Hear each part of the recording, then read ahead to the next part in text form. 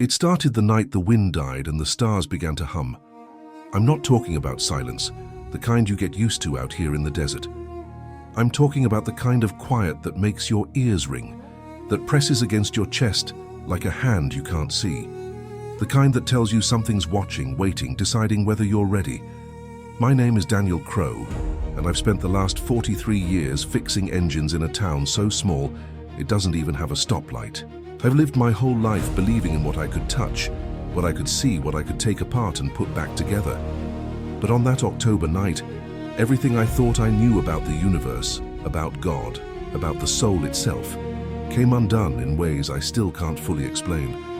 What I'm about to tell you isn't a story I wanted to share. It's a story I have to share because the being I met that night, the one I can only describe as otherworldly, told me things about what happens to souls who turn away from grace, things that still wake me up at 3 a.m, drenched in sweat and fear. And if you're hearing this now, maybe it's because you're meant to. Maybe it's because somewhere deep inside you already know something's coming. Something that will separate the willing from the resistant, the humble from the proud, the saved from the forsaken.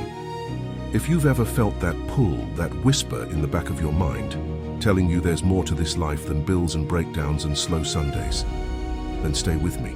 Because what I recorded that night, what I captured on a device I barely understand, might be the most important testimony you'll ever hear.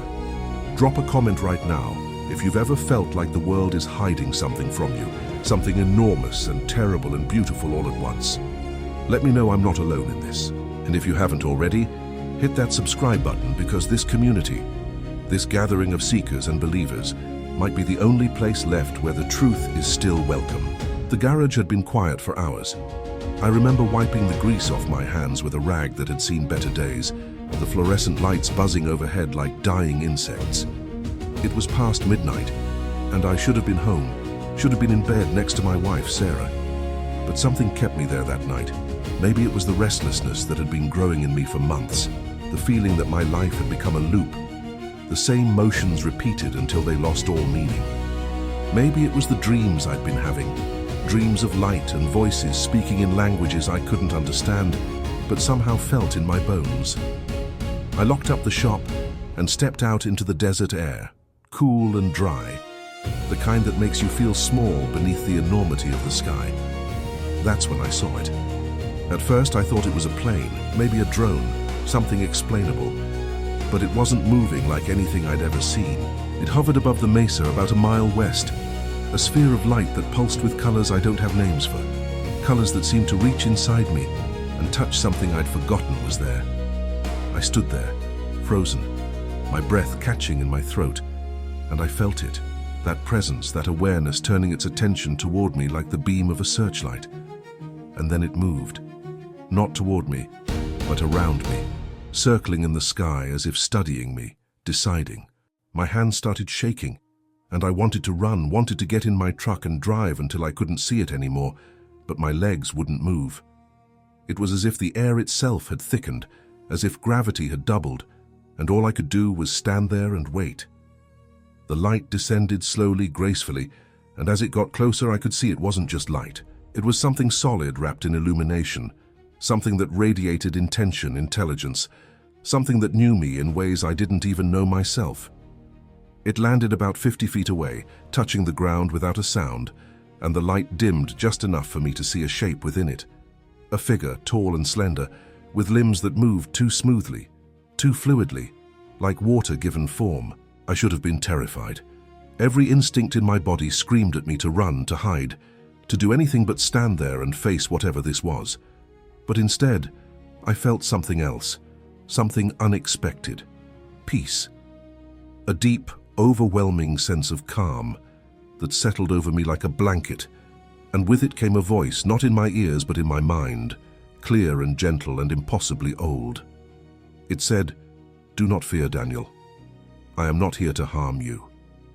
I am here because you called, though you did not know you were calling." I tried to speak, tried to ask what it meant, but my voice wouldn't come. The figure stepped forward, and as it did, the light around it shifted, revealing features that were almost human but not quite. Eyes too large and too dark, skin that shimmered like oil on water, a face that seemed to hold both sorrow and compassion in equal measure. It raised one hand, long fingers extending toward me, and I felt a warmth spread through my chest, a sensation like being seen, truly seen, for the first time in my life. "You have been searching," the voice continued, "searching for meaning in a world that offers none, searching for purpose in routines that lead nowhere, searching for God in places he has never been." I nodded, unable to do anything else, and the being moved closer, its presence filling the space between us with something I can only describe as weight, the weight of truth, the weight of things known but unspoken. "I am not what you think I am," it said, "but I am also not what you fear. I am a servant, a messenger, one of many who watch over your kind, who bear witness to the great unfolding that is coming." It paused, and in that pause I felt the enormity of what it was about to say, the gravity of the revelation that was about to change everything. "You asked me in your dreams what happens to those who refuse grace, to those who turn away from the light even when it is offered freely. You asked what becomes of the unrepentant soul. I am here to answer." The being gestured toward the sky, and suddenly the stars above us began to move, rearranging themselves into patterns I'd never seen, constellations that told stories older than humanity itself. I watched, mesmerized, as the heavens became a canvas, and on that canvas images formed, visions that burned themselves into my mind with such clarity that even now, years later, I can close my eyes and see them as if they're happening all over again. "In the beginning," the voice said, "before your kind walked the earth, before the sun knew its own name, there was only the Creator and the light of his presence. All souls were born from that light, fragments of the divine, sparks of infinite potential. They were given freedom, the greatest and most terrible gift, the ability to choose, and with that choice came consequence. I saw it then, the first souls, radiant beings dancing in the presence of something so vast and beautiful, it defied comprehension, something that could only be called God. They existed in perfect harmony, in perfect love, until one of them, brighter than the rest, chose differently, chose pride over humility, chose self over surrender, and in that choice, a fracture appeared, a crack in the fabric of existence itself. The fall was not punishment, the being said, but the natural result of separation. When a soul turns away from the source of its being, it begins to dim, to forget what it truly is, to wander in darkness of its own making. This is the first death, not of the body, but of awareness, the death of connection to the divine. I wanted to ask questions, wanted to understand, but the visions kept coming, relentless and overwhelming. I saw the earth in its infancy, souls descending into flesh, taking on the weight of matter, the burden of time. I saw them struggle and suffer, caught between the memory of what they once were and the limitations of what they had become. And I saw him, the one the being called the Redeemer, the one I knew as Jesus, walking among them, offering a way back, a bridge across the chasm that separated creation from Creator. "He came," the voice continued, "not to condemn, but to remind, to show your kind that the path home still exists, that grace is always available to those who seek it. But grace requires acceptance. It requires surrender. It requires a willingness to let go of the illusions you cling to, the stories you tell yourselves about who you are and what you deserve." I saw souls responding, opening themselves to that light, allowing themselves to be transformed, healed, made whole again. But I also saw others, countless others, turning away, choosing instead to hold on to their pain, their anger, their belief that they were right and the universe was wrong. "These are the unrepentant," the being said, and its voice carried a sadness so profound it made my chest ache. "These are the ones who, even when faced with love itself, refuse to receive it. And what happens to them is not cruelty. It is the fulfillment of their own choice." The sky changed again, and I saw something that still haunts me, something I wish I could unsee, but know I never will. I saw souls, dim and fractured, wandering through a landscape that seemed to shift and writhe, a place that wasn't quite physical, but wasn't purely spiritual either. Something in between, something that existed in the cracks of reality. They were alone, each one isolated in their own prison of thought, replaying the same moments over and over, the moments when they chose pride over love, when they chose fear over faith, when they chose themselves over God. And the terrible thing, the thing that made my stomach turn, was that they didn't even realize they were trapped. They thought they were free, thought they were right, thought they were justified. They had become so accustomed to their own darkness that they mistook it for light. This is the second death, the being said, not annihilation, but a kind of stasis, a loop of consciousness, where the soul experiences the consequences of its choices eternally, not because it is forced to, but because it cannot imagine any other way of being.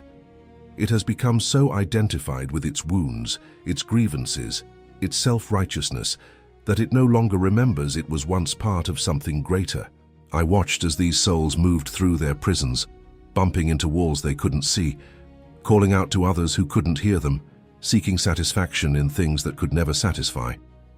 And the most horrifying part was that some of them, the ones who had been there the longest, began to change, to twist, to become something less than what they were. Shadows of shadows, echoes fading into silence. Is there no hope for them? I finally managed to ask, my voice cracking with emotion. Can they not be saved even now? The being turned to me, and in its eyes I saw something that looked almost like tears, though whether beings like this could cry, I didn't know. There is always hope, it said, until the moment there is not. The Creator's mercy extends beyond your understanding of time, beyond your concepts of justice and fairness. Even in the darkest places, a spark can still ignite, but the soul must choose. It must want to change. It must be willing to admit it was wrong, to release its grip on the illusions it has cherished, to accept that love was offered and refused. And for some, that admission is harder than any suffering, more terrifying than any hell. I thought about the people I knew, the ones who had walked away from faith, from family, from anything that asked them to be vulnerable, to be humble, to admit they didn't have all the answers. I thought about how easy it was to build walls, to convince yourself you were right and everyone else was deceived, to armor yourself against the very thing that could set you free. The arrogance of the closed heart, the being said, as if reading my thoughts, is that it believes it is strong, that it is independent, that it needs no one and nothing. But in truth, it is the weakest thing in all creation, a fortress built on sand, a kingdom ruled by a tyrant who is also a prisoner. The visions faded, and the stars returned to their normal positions, though nothing felt normal anymore. The being stood before me, waiting, allowing me to process what I had seen, what I had been shown. Why me? I asked, the question that had been building since the moment it appeared. Why show this to me? I'm nobody. I'm just a mechanic in a nowhere town. What am I supposed to do with this?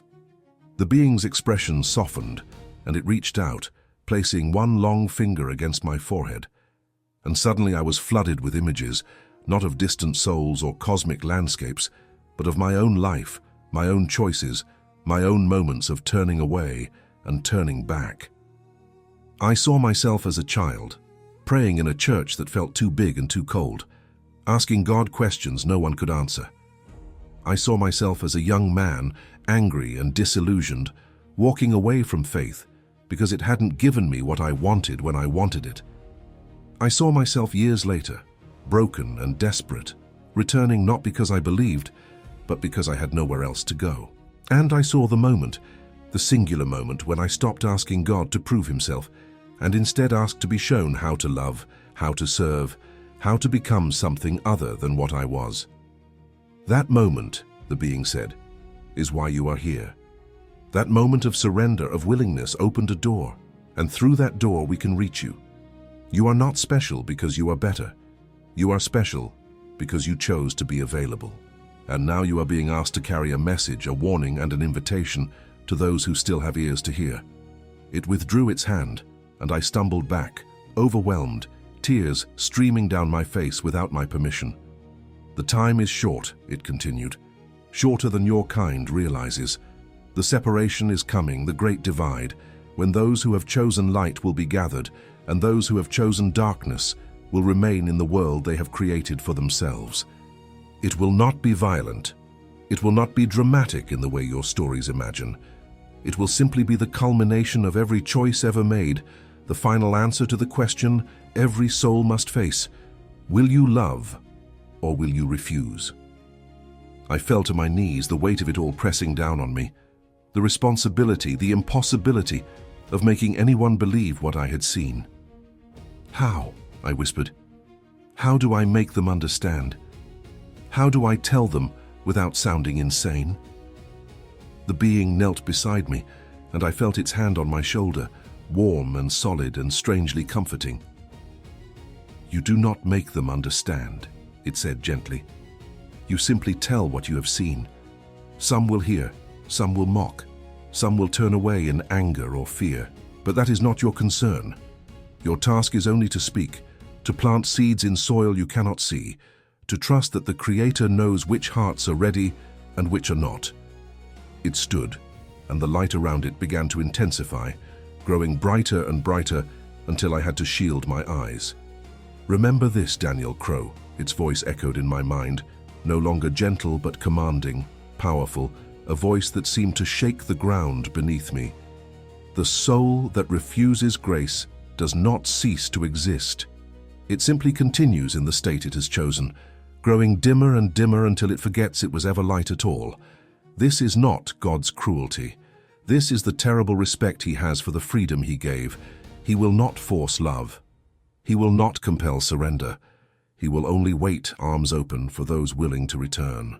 The light became unbearable, and I closed my eyes, and when I opened them again it was gone. The being, the ship, the presence, all of it vanished, as if it had never been there at all. I was alone in the desert, the stars silent above me, the night air cold against my skin.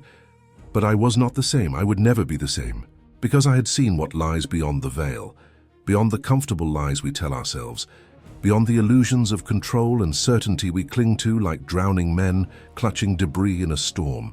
I drove home in a daze, my hands gripping the steering wheel so tight my knuckles turned white, my mind replaying everything over and over, trying to make sense of it, trying to find some rational explanation that would let me dismiss it as a hallucination, a dream, a breakdown brought on by stress and isolation.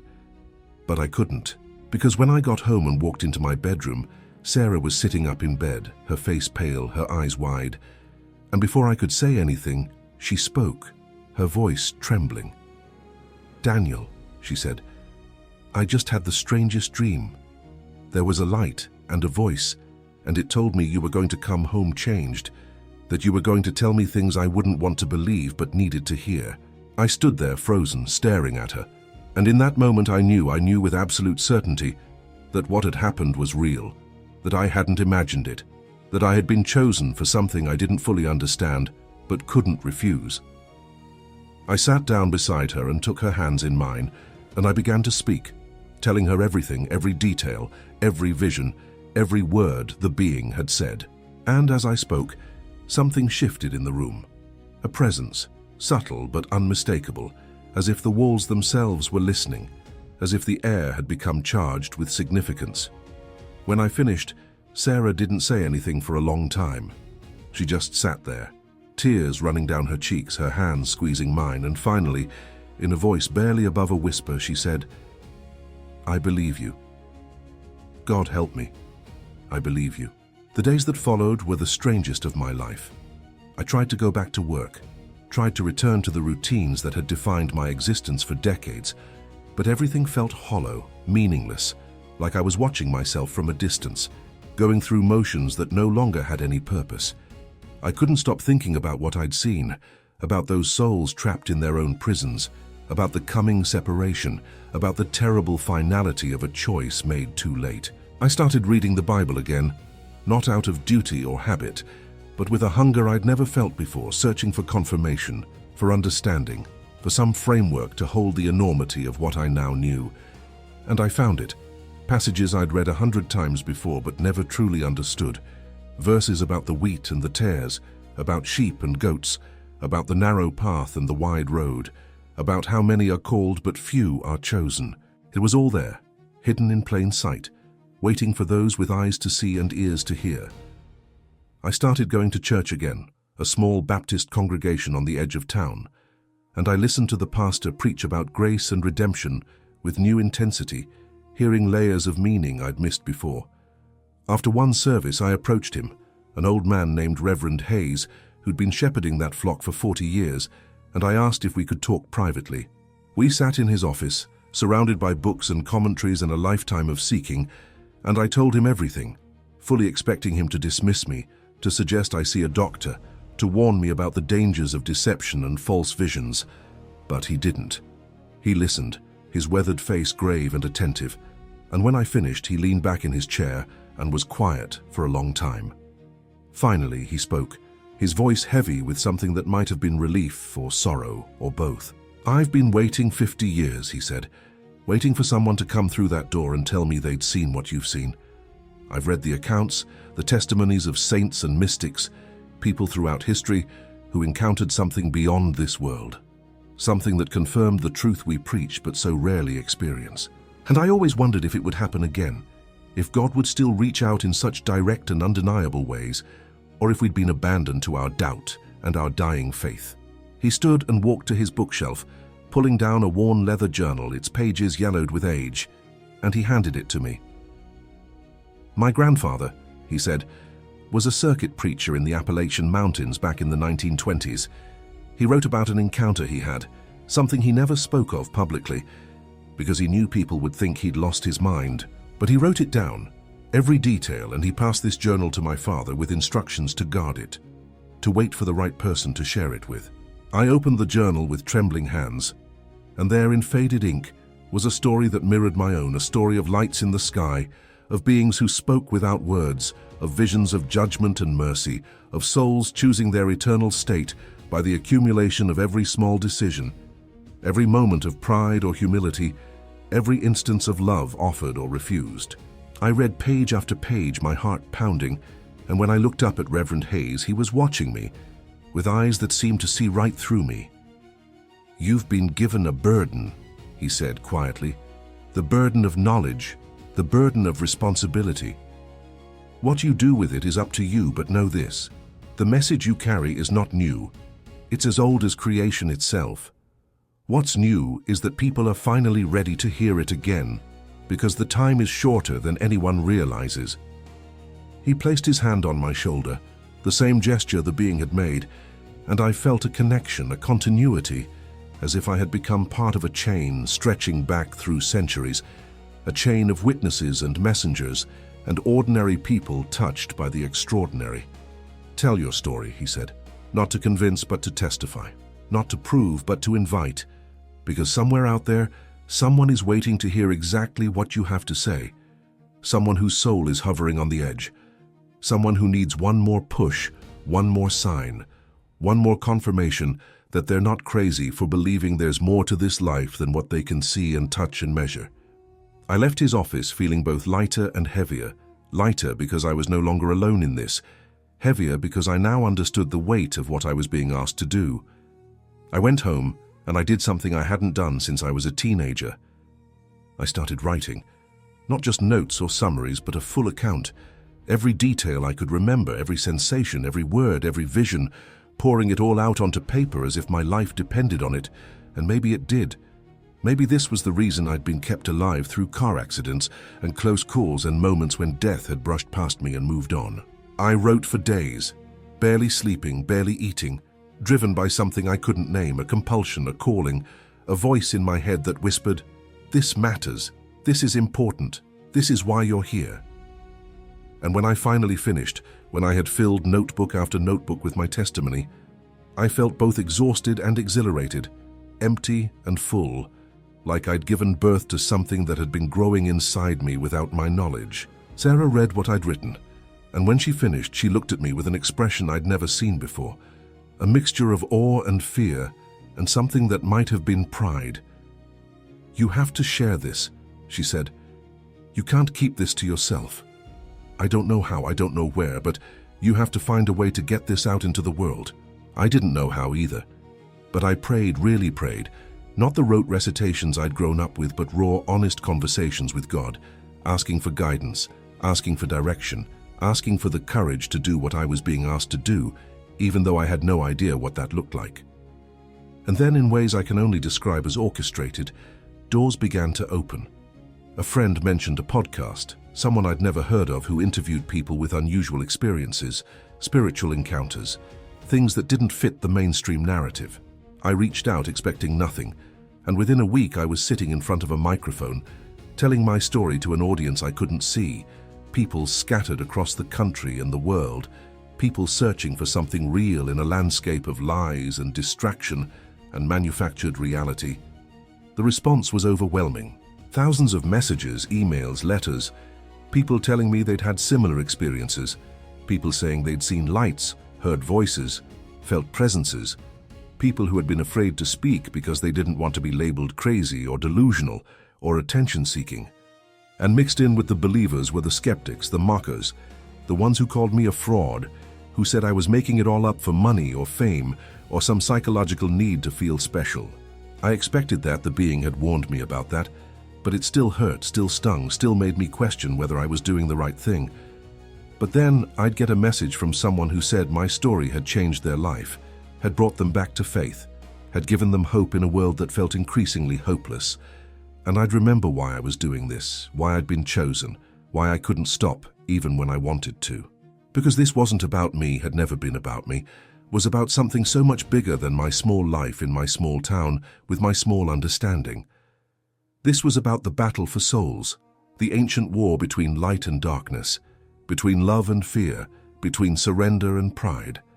A war that had been raging since before time began and would continue until the final note was sung and the last choice was made.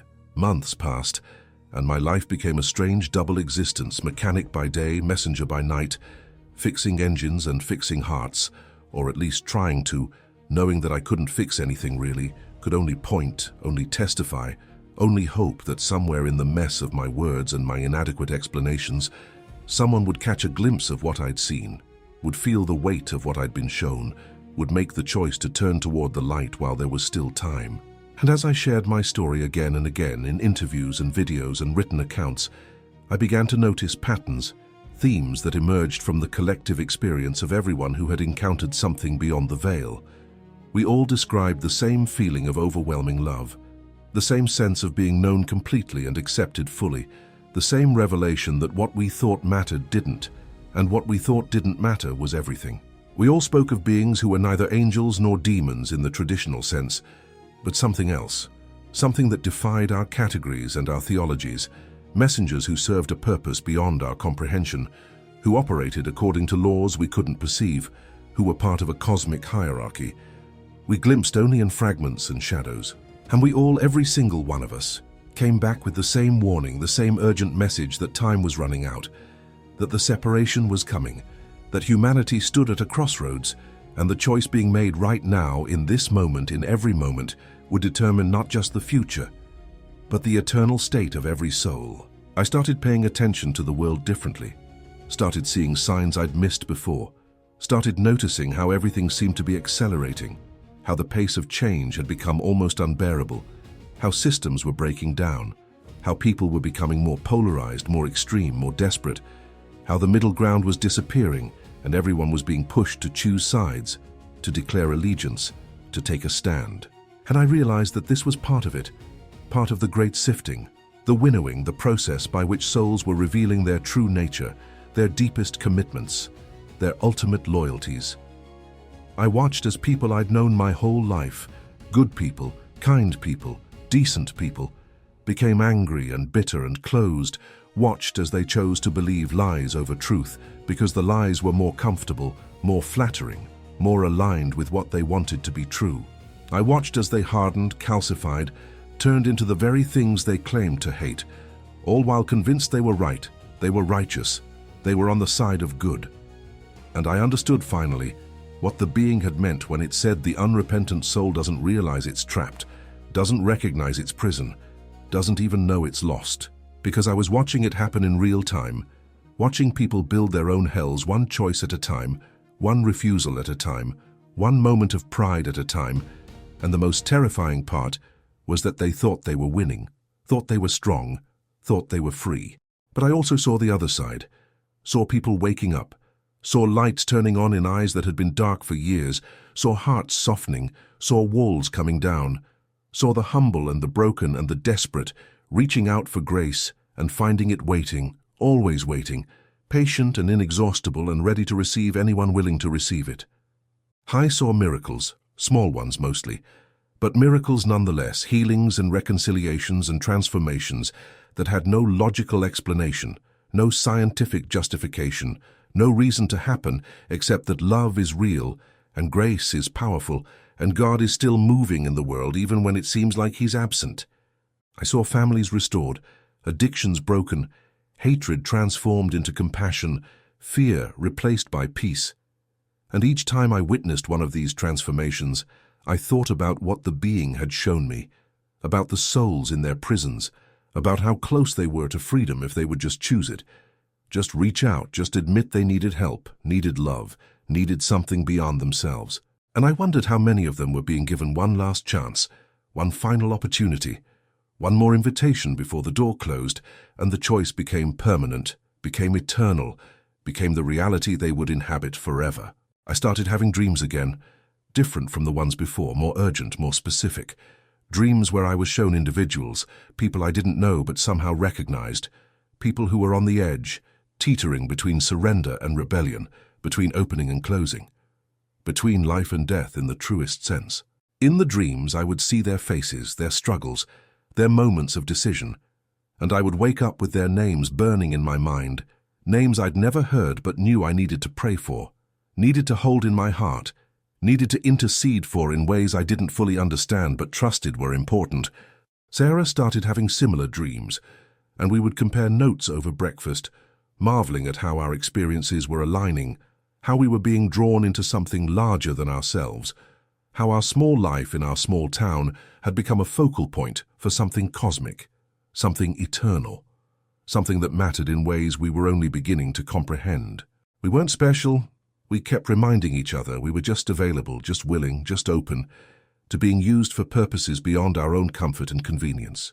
And that availability, that willingness, that openness, seemed to be the only qualification required, the only thing that separated those who could see from those who couldn't, those who could hear from those who were deaf, those who could participate in the great work from those who remained trapped in their own small concerns and petty grievances. One night, about a year after my initial encounter, I was awakened by a sound, a humming that seemed to come from everywhere and nowhere, a vibration that I felt in my bones before I heard it with my ears.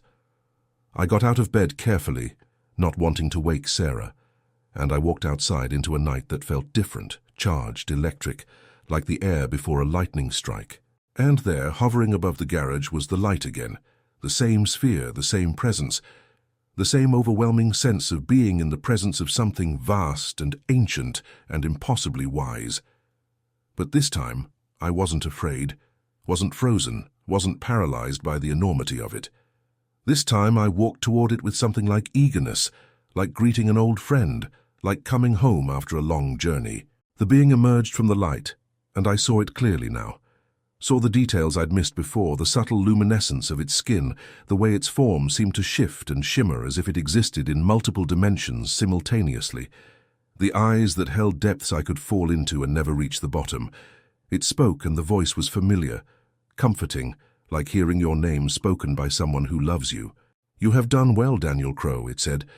"You have carried the message faithfully, planted seeds in soil both fertile and barren, trusted when you had no reason to trust, believed when belief was costly, and now I have come to show you more, to reveal what comes next, to prepare you for the time that approaches faster than your kind realizes." I nodded, unable to speak, and the being extended its hand toward me, not to touch but to invite, and I understood that I was being offered a choice, a chance to see more, to know more, to bear witness to things that would change me even further, things that would make it impossible to ever return to the person I had been. I took a step forward, and as I did, the world around me dissolved, not violently but gently, like waking from one dream into another, and suddenly I was no longer standing in my driveway, but somewhere else entirely, somewhere that existed outside of time and space as I understood them, a place that felt both infinite and intimate, vast and personal, terrifying and beautiful all at once. The being stood beside me, and together we looked out across a landscape that defied description, a realm where thoughts became visible, where emotions had color and weight, where the boundary between inner and outer had ceased to exist. I saw souls there, countless souls moving through different states of being, some radiant and ascending, rising toward a light that grew brighter the closer they came, others dim and descending, sinking into shadows that seemed to pull them down like gravity, like quicksand, like the inevitable consequence of choices made and unmade over the course of lifetimes. "This is the intermediate place," the being said, its voice echoing in the strange acoustics of this realm. "The space between what was and what will be, where souls are sorted not by judgment, but by resonance, by the vibration they have cultivated through their existence, by the frequency they have chosen to align with through every thought, every word, every action, every moment of their lives." I watched as souls moved past us, some aware of our presence, others completely absorbed in their own experience, and I began to notice differences, subtle at first, but growing more pronounced the longer I observed. The ascending souls had a quality of lightness, of ease, of surrendered grace. They moved upward not through effort but through release, letting go of the weights that had held them down, the grievances and grudges and self-righteousness that had anchored them to lower frequencies. They looked peaceful, joyful even, as if they had finally remembered something they had forgotten long ago, as if they were coming home after an exile they hadn't realized they were suffering. But the descending souls were different. They moved with resistance, with struggle, with a kind of desperate clinging to identities and beliefs and versions of themselves they refused to release. They argued with invisible opponents, rehearsed old wounds, replayed scenarios where they had been wronged or misunderstood or treated unfairly, and with each repetition they sank deeper, grew dimmer, became more isolated in their private universes of pain and protest. "Why don't they stop?" I asked, my voice breaking with the sadness of what I was witnessing. "Why don't they just let go? Can't they see what's happening to them?" The being turned to me, and in its eyes I saw an ancient sorrow, the grief of watching the same tragedy unfold across millennia, across countless worlds, across infinite variations of the same essential choice. "They cannot see," it said, "because seeing would require admitting they were wrong, and admitting they were wrong would require humility, and humility would require surrendering the very thing they have built their entire existence around, the belief that they are the center, that their perspective is the only valid one, that their pain gives them the right to judge and condemn and exclude."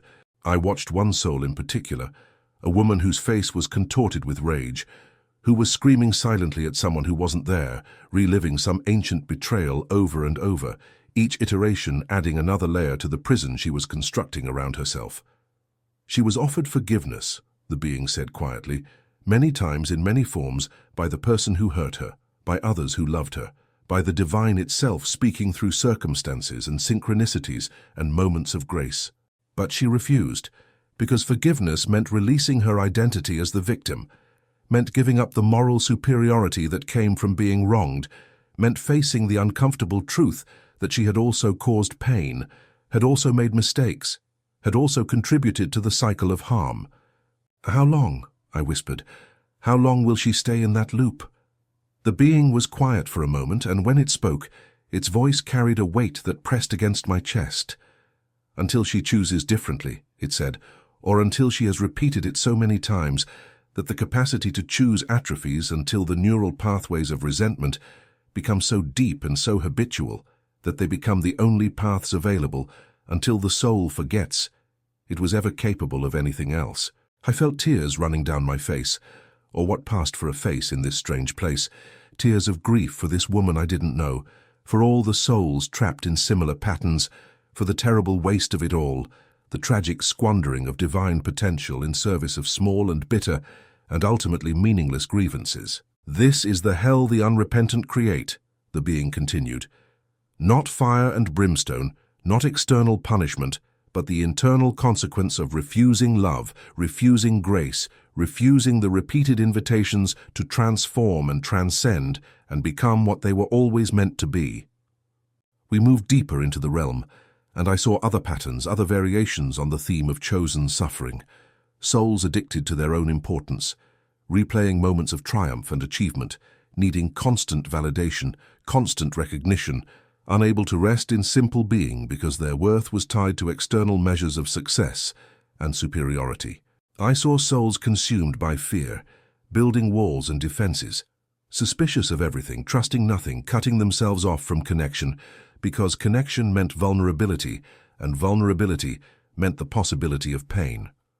I saw souls lost in sensory loops, chasing pleasures that no longer satisfied, seeking stimulation that no longer stimulated, trying to fill voids that grew larger with each attempt to fill them, caught in the diminishing returns of appetites divorced from meaning or purpose.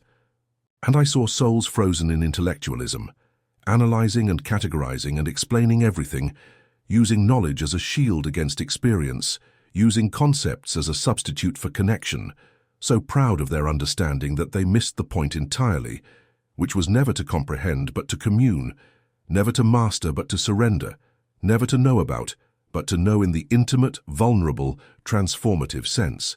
All of these, the being said, gesturing to the countless souls in their various prisons, were offered the same choice as those who ascend, the same grace, the same love, the same opportunity to release their attachments and align with something greater.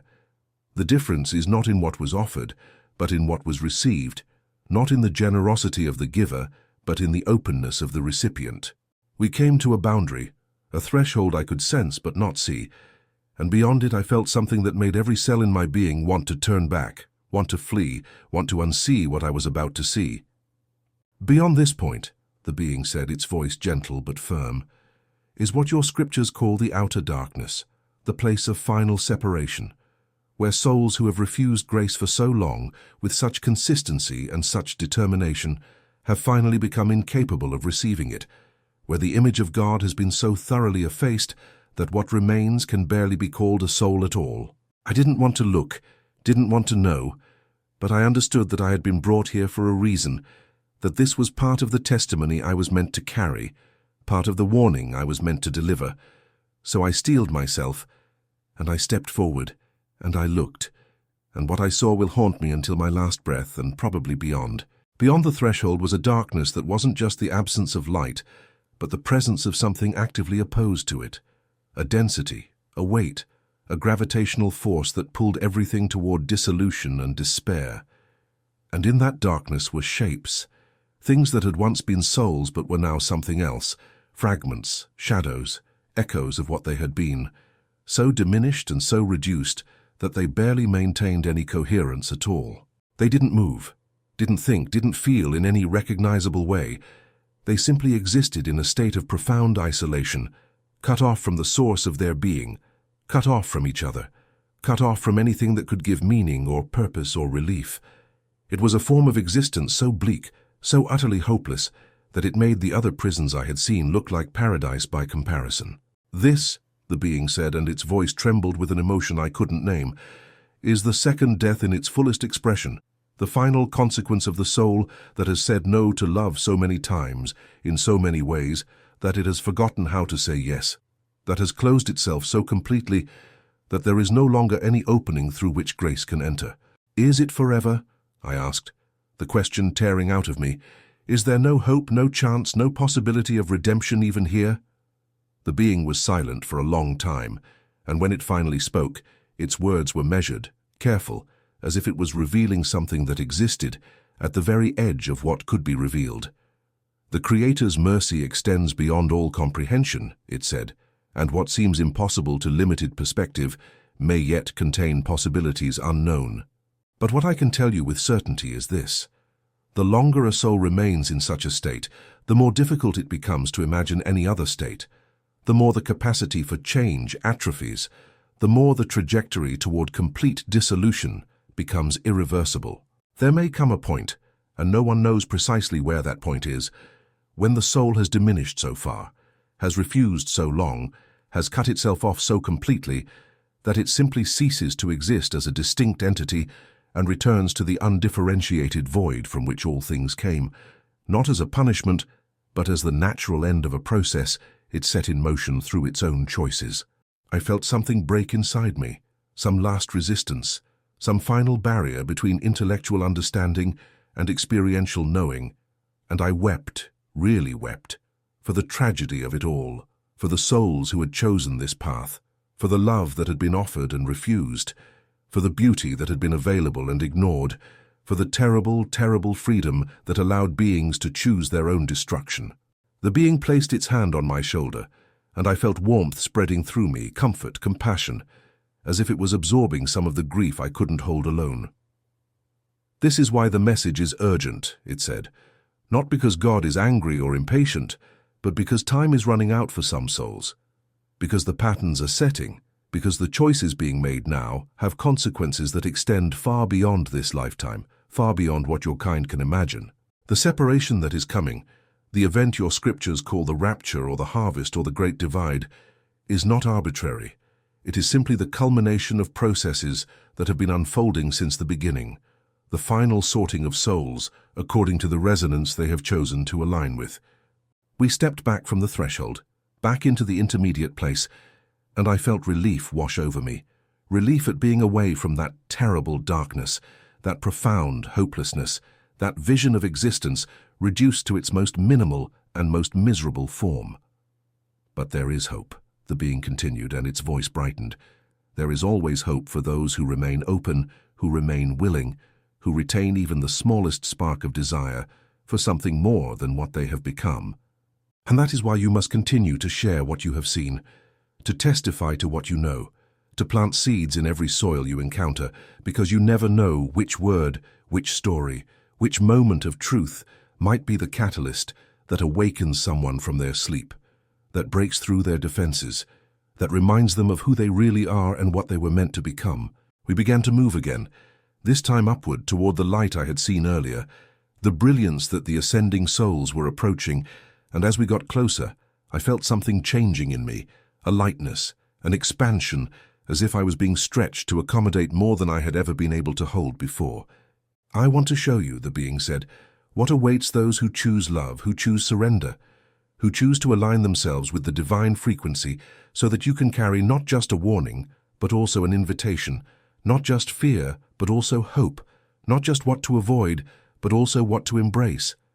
We passed through layers of increasing luminosity, each one more beautiful than the last, each one vibrating with what I can only describe as music, though it wasn't sound in the conventional sense, but something deeper, more fundamental, the harmonic resonance of beings who had released all dissonance, all resistance, all the static that keeps souls separate and isolated and afraid.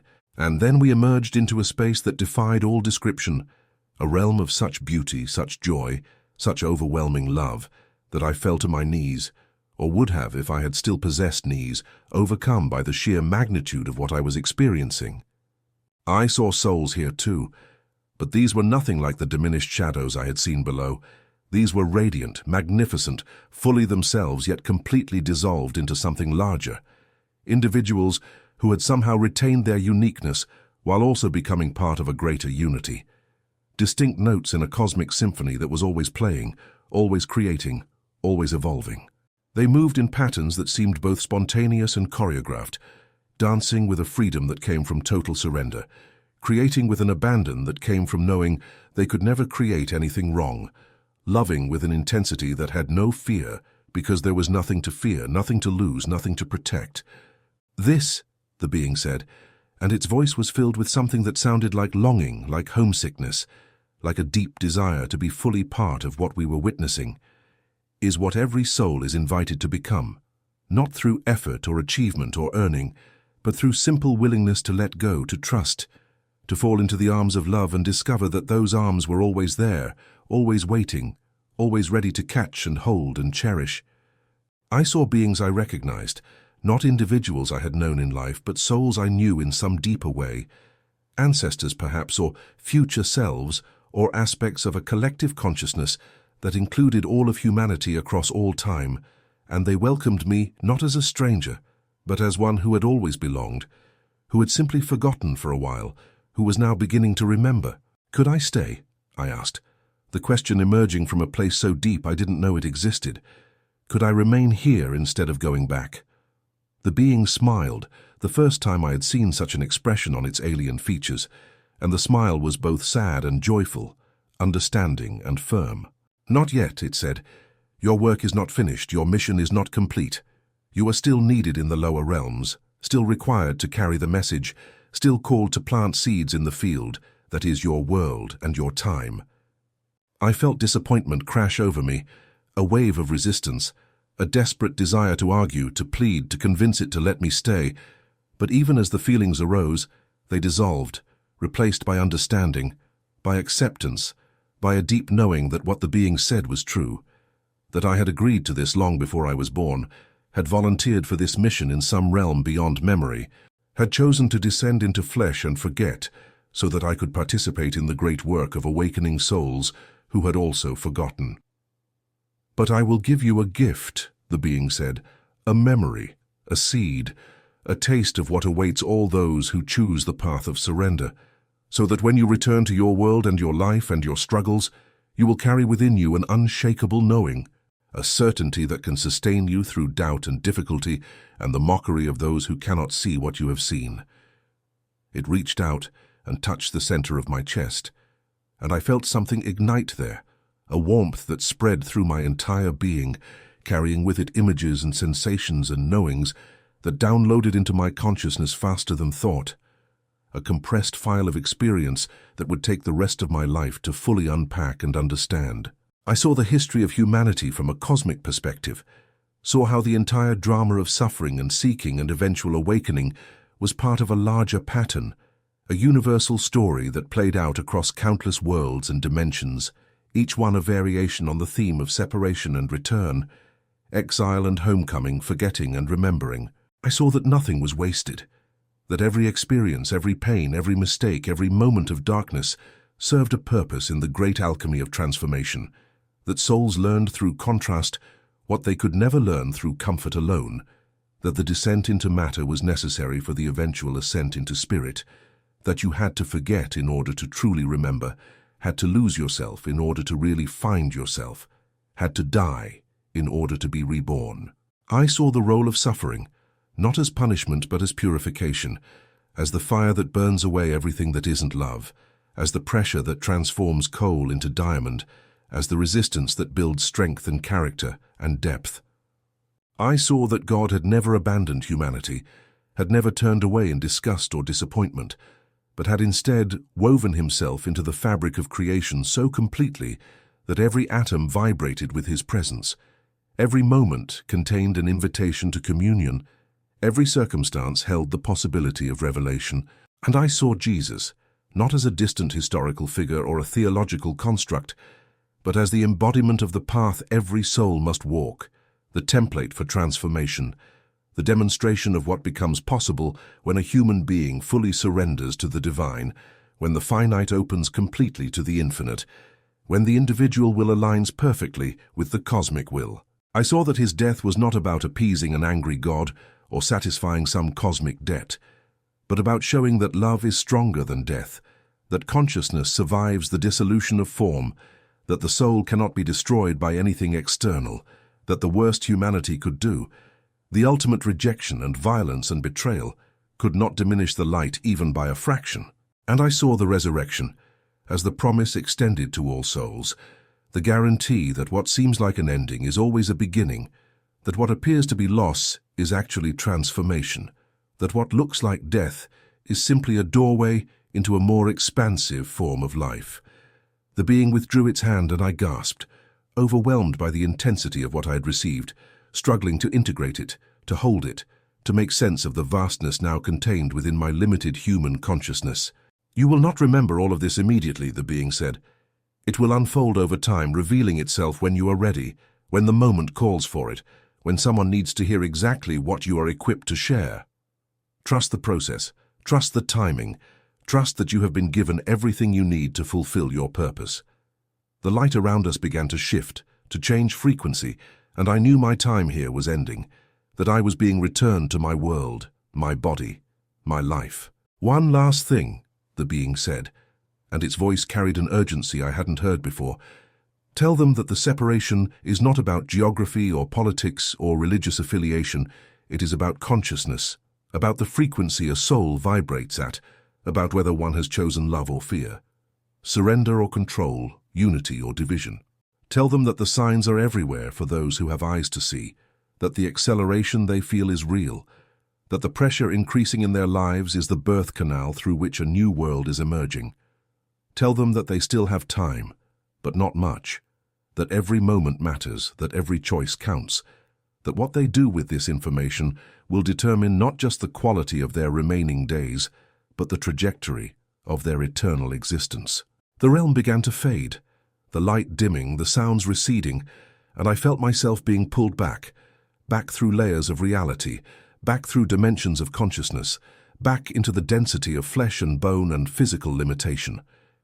I opened my eyes, and I was lying on my back in the driveway, the stars above me silent and distant once again, the night air cool against my skin. I sat up slowly, my body aching as if I had run a marathon, and I looked at my watch. 3 hours had passed, though it had felt like minutes or maybe years, time having lost all meaning in that other place. I stood on shaky legs and walked back into my house, into my bedroom where Sarah was still sleeping, her face peaceful in the moonlight streaming through the window, and I lay down beside her, careful not to wake her, and I wept quietly into my pillow, overwhelmed by what I had seen, what I had been shown, what I now carried, what I was responsible for sharing. In the morning, Sarah woke before me and found me staring at the ceiling, my eyes red from crying, my face drawn with exhaustion. And she didn't ask questions, didn't demand explanations, just held me while I told her everything, every detail, every vision, every word. And when I finished, she whispered, "You have to record this. You have to get it down exactly as you experienced it, while it's still fresh, while you can still access the fullness of what you were shown." So I did. I spent the next 3 days recording, speaking into a device I barely knew how to use, pouring out the testimony in raw, unedited form, not worrying about how it sounded or whether people would believe me, just trying to capture the essence of what I had witnessed, the urgency of what I had been told, the invitation that was being extended to anyone willing to receive it. And when I finished, when I had said everything I could say, I listened to the recordings, hours and hours of my voice, describing things that seemed impossible, claiming experiences that defied explanation, asserting truths that contradicted the comfortable narratives most people lived by. Part of me wanted to delete it all, to protect myself from the ridicule I knew would come, to avoid the burden of being known as that guy, the one who claimed to have been taken somewhere beyond this world, who insisted he had seen the fate of souls, who dared to speak about judgment and mercy, and the approaching separation as if he had some special access to divine information.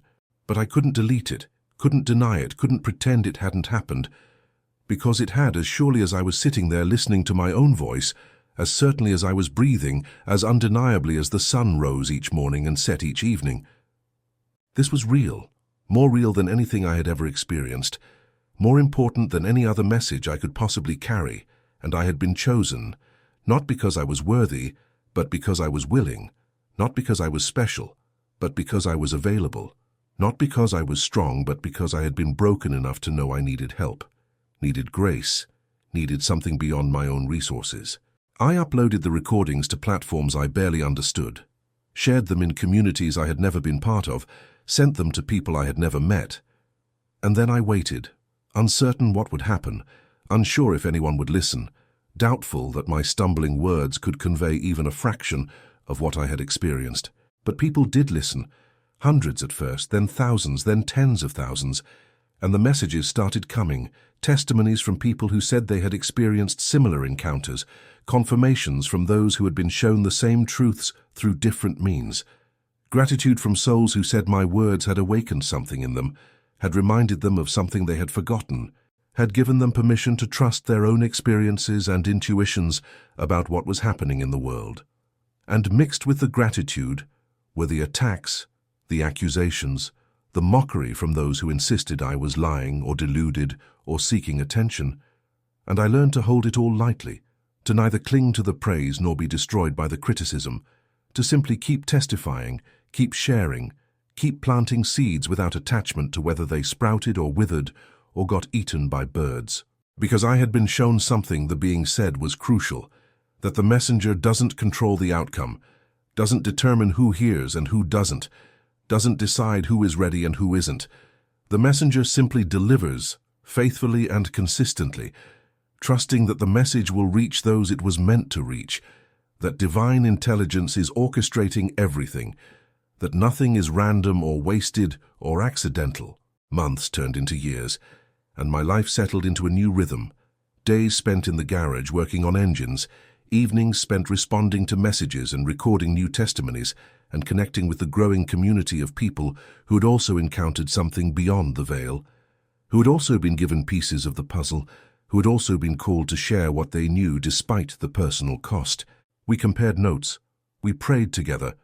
We supported each other through the isolation that comes from knowing things most people aren't ready to know, from seeing things most people can't see, from living with one foot in this world and one foot in another, never fully at home in either, but learning to navigate the tension, to hold the paradox, to be faithful to the mission, even when it felt impossible. And as we shared our stories, patterns emerged, a tapestry woven from thousands of individual threads, a larger picture that none of us could see alone, but that became visible when our experiences were laid side by side.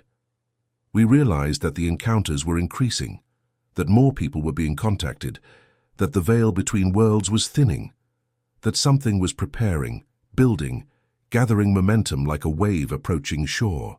We noticed that the messages, though delivered through different means and in different languages and to different cultures, were remarkably consistent, all speaking of an approaching shift, a great transition, a moment when humanity would face a choice that would determine the future not just of this planet, but of countless souls whose eternal destiny hung in the balance.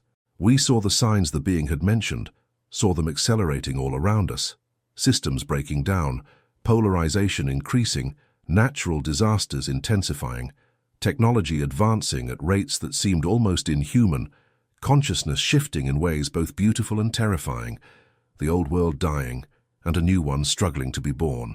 And we understood that we were living in the birth canal, in that narrow passage between what was and what would be, in the pressure and pain and chaos that always precedes transformation, and that our task was not to stop it or control it or even fully understand it, but simply to be present to it, to help others navigate it, to hold space for the fear and the grief and the hope that such times inevitably bring. I started traveling, accepting invitations to speak at small churches and community centers and living rooms, sharing my testimony with anyone willing to listen, watching faces as I described what I had seen, learning to recognize the ones who were ready, who were open, whose souls were hungry for something real in a world that offered mostly distraction and deception. And in those faces, I saw the same thing I had seen in the ascending souls, a lightness, a willingness, a capacity to receive that had nothing to do with education or sophistication or religious background, and everything to do with humility, with the simple acknowledgement that they didn't have all the answers, that they needed help, that they were willing to consider the possibility that reality was far stranger and more wonderful than they had been taught. I also encountered the others, the ones whose faces hardened when I spoke of judgment, who grew defensive when I mentioned sin, who rejected the entire framework of divine authority and human accountability, preferring instead to believe in a universe of infinite permissiveness where all choices were equally valid and all paths led to the same destination. I learned not to argue with them, not to try to convince them, not to waste energy attempting to open doors they had welded shut, but simply to plant the seed and move on, trusting that even if they rejected it now, the seed would remain in their consciousness, waiting for the moment when their defenses cracked, when their certainties crumbled, when they found themselves desperate enough to consider what they had previously dismissed. Because I had learned from the being that timing was everything, that souls opened when they were ready and not before, that trying to force transformation was like trying to force a flower to bloom. You could only create the conditions and then wait. Trusting the intelligence of nature, trusting the wisdom of the divine, trusting that everything was unfolding according to a plan far more sophisticated than anything I could imagine. And so I became a gardener of souls, scattering seeds wherever I went, watering them with prayer, protecting them with love, and leaving the results to forces beyond my control, content to play my small part in the great work of awakening, knowing that I would never see most of the harvest, that much of what I planted would bear fruit long after I was gone, that my reward was not in visible success, but in faithful obedience to the calling I had received. Sarah became my partner in this work, developing her own gifts, her own ways of reaching people, her own testimony that complemented mine, and together we built something neither of us could have built alone, a ministry that wasn't about us, but about the message, about the invitation, about the urgent call to choose while choice was still possible. We lived simply, refusing to profit from what we had been given, supporting ourselves through the garage and accepting only what we needed to continue the work, wanting nothing to cloud the purity of the testimony, wanting no one to suspect that we were motivated by money or fame, or any of the usual corruptions that destroy so many who claim to speak for God. And we paid a price for it. Lost friends who thought we had become fanatics, were rejected by family members who were embarrassed by our claims, were marginalized by churches that found our message too challenging, too absolute, too demanding in an age that preferred comfort and affirmation to truth and transformation. But we also gained something infinitely more valuable. We gained a community of genuine seekers, people who had also encountered the mystery, who had also been touched by grace, who had also been given pieces of the puzzle and were trying to live faithfully in light of what they knew. These became our true family, our spiritual siblings, the ones who understood without explanation, who supported without judgment, who prayed with us and for us and encouraged us when the burden felt too heavy and the task too impossible. One evening, about 5 years after my initial encounter, I was sitting in the garage alone, exhausted from a day of work and ministry, when I felt it again, that presence, that awareness, and I looked up to see the being standing in the doorway, as real and solid as the first time, as if no time had passed at all. "You have questions," it said, not asking but stating, knowing, reading the thoughts I had been wrestling with for months. "I do," I admitted, setting down the wrench I had been holding. "I've been faithful, I've shared what I was shown, I've lived according to what I know, but I'm tired, and I don't see the results I hoped for, and sometimes I wonder if any of it matters, if anything I'm doing is making any difference at all." The being moved closer, and I felt that familiar warmth, that sense of being known and accepted and cherished despite my doubts and frustrations and failures. "You are seeing with limited eyes," it said gently, "measuring with inadequate instruments, judging success by standards that have nothing to do with what truly matters. The work you do is not measured in conversions or numbers or visible transformations. It is measured in seeds planted, in soil prepared, in tiny shifts of consciousness that create ripples you will never trace, in souls who are moved even if they resist, who are touched even if they deny it, who carry your words into places you will never go and use them in ways you will never know." It paused, letting that sink in, and then continued. "The harvest is coming sooner than you think, and when it does, you will see the fruit of your labor, will witness the souls who were reached because you were faithful, who were saved because you spoke, who were transformed because you planted a seed in the exact moment they were ready to receive it. But until then, you must trust, must persevere, must continue to do what you have been called to do, without needing to see the results, without requiring validation, without demanding proof that it's working." I felt something shift in me, a release, a letting go of expectations I hadn't realized I was carrying, and I nodded, understanding that this was part of the test, part of the training, part of what prepared souls for the work they were called to do, learning to act from faith rather than sight, from conviction rather than confirmation, from love rather than reward. "Thank you," I whispered, "for coming back, for reminding me, for not giving up on me even when I wanted to give up on myself." The being smiled again, that strange, beautiful expression that transcended its alien features, and said, "We never give up on those who are willing, never abandon those who remain open, never stop working with souls who have chosen to align with the divine purpose. You are not alone in this work. You have never been alone. You will never be alone. Even when it feels like you are carrying the burden by yourself, there are unseen hands supporting you, invisible forces guiding you, a cosmic community celebrating every small victory, every moment of faithfulness, every choice to continue when quitting would be easier." It began to fade, the light around it growing dimmer, and I knew our time was ending, that it was returning to wherever it came from, that I was being released back into my ordinary life with its ordinary struggles and extraordinary purpose. "One more thing," it said as it disappeared. "Tell them that the unrepentant soul's greatest tragedy is not the suffering it experiences, but the joy it refuses, not the hell it endures, but the heaven it rejects, not what is taken from it, but what it throws away. Tell them that every moment of this life is an opportunity to choose differently, to turn toward love, to open to grace, to remember who they really are and what they were meant to become. Tell them that it's not too late, not yet. But the window is closing, the door is narrowing, the time is short. Tell them to choose now, choose love, choose surrender, choose life.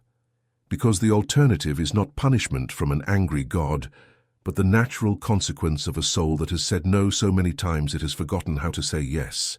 And then it was gone, and I was alone again, but not really alone, never alone, because I carried within me the memory of what I had seen, the certainty of what I knew, the responsibility of what I had been given. And that was enough, more than enough, to sustain me through whatever came next. I share this testimony with you now not to convince you of anything, not to demand that you believe me, not to insist that my experience is the only valid interpretation of reality, but simply to plant a seed, to offer an invitation, to suggest that maybe, just maybe, there is more to this existence than what you have been told, more at stake than you have imagined, more available to you than you have dared to hope.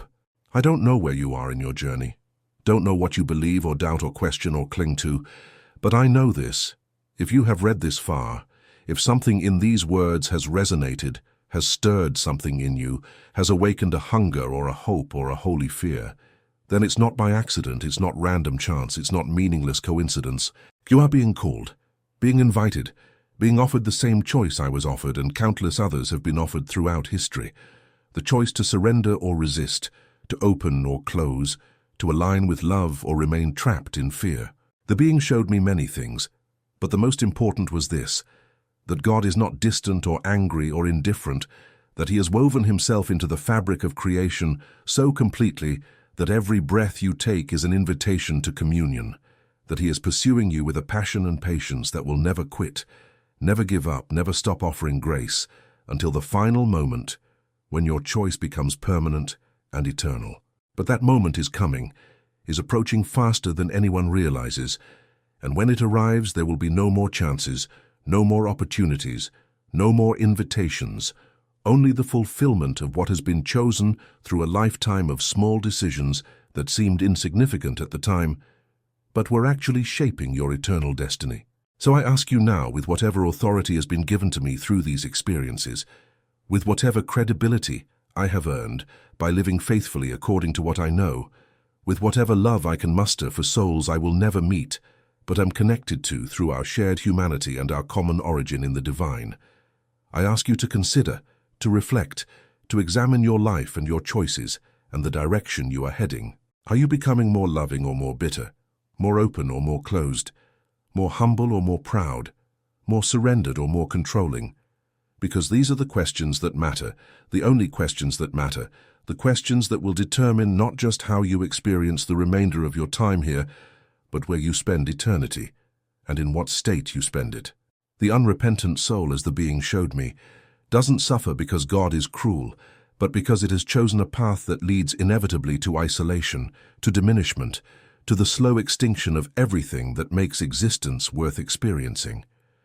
It is a tragedy beyond measure, a waste beyond calculation, a loss that reverberates through dimensions we cannot perceive, and the most terrible part is that it's completely avoidable, completely unnecessary, completely the result of a choice that can be unmade right up until the moment it can't. Don't wait, don't delay, don't assume you have more time than you do, because none of us knows when our window closes, when our door shuts, when our opportunity expires. Choose now.